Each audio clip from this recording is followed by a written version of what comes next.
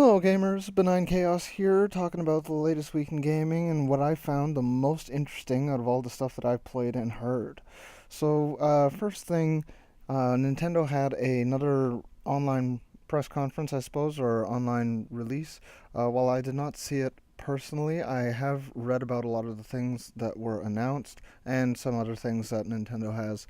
And the big thing is the 3DS XL, which is almost like a spit in the face because Miyamoto had just said, or was just released to have been said, that he said that they weren't really focusing on a new model of the 3DS, but rather a new generation of handheld consoles. But I guess he said that after they had already finished this. Anyway, I don't feel too strongly about this. I never got a DS XL. I did get a DS and a DS Lite. Um, I'd be interested to see if the how the 3D effect accommodates this just physically, but again, I don't really care too much, but it does seem to be bothering a lot of people. Also, the new Super Mario Bros. 2 is going to have paid DLC. This is obviously not such a nice thing to see, but it's going to come in the form of gold coin rush missions of sorts, which will be interesting.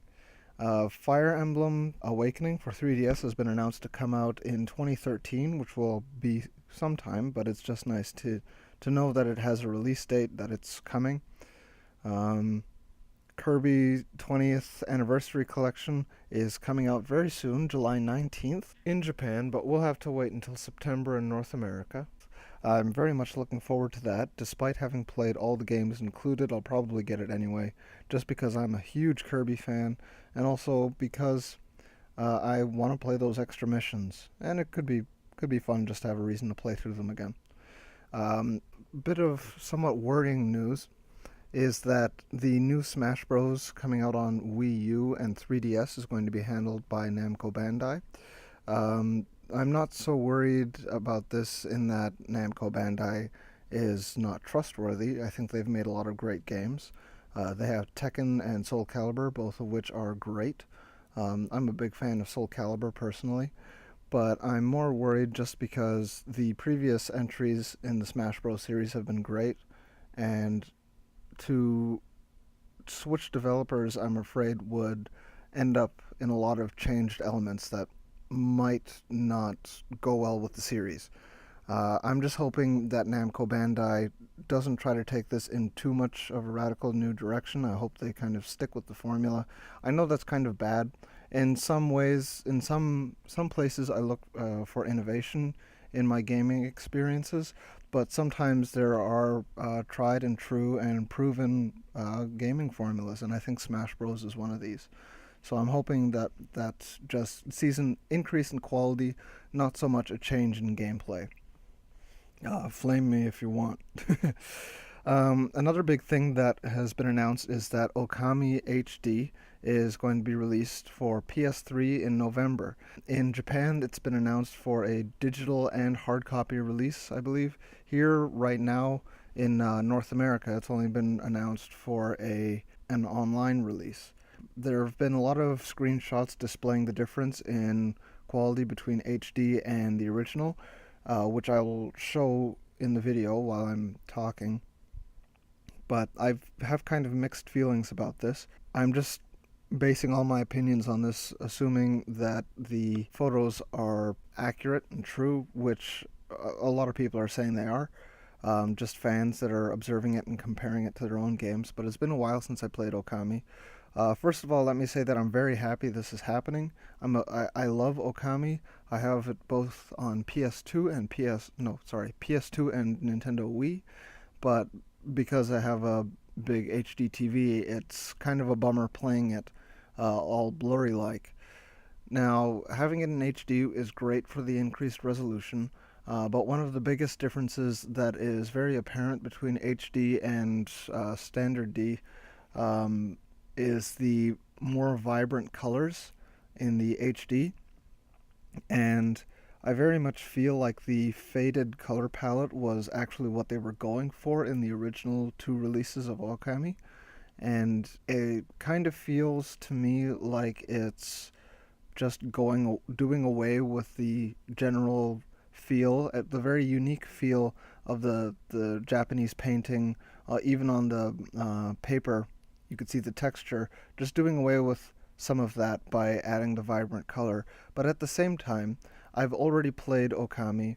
I've already seen that aesthetic, and while it was very beautiful, I also love vibrant colors, and I don't know who would not be, at least in some part, drawn to more vibrant colors. So while I'll miss the faded palette, I also do love vibrant colors. So I'll definitely play it and enjoy it, I think, but it just feels a little strange for them to make the colors more vibrant when the faded colors were kind of there for a reason in the first place.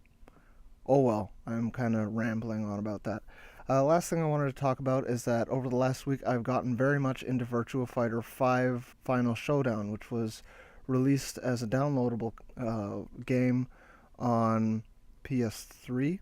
I don't know what else. Probably 360. Let me check that right now.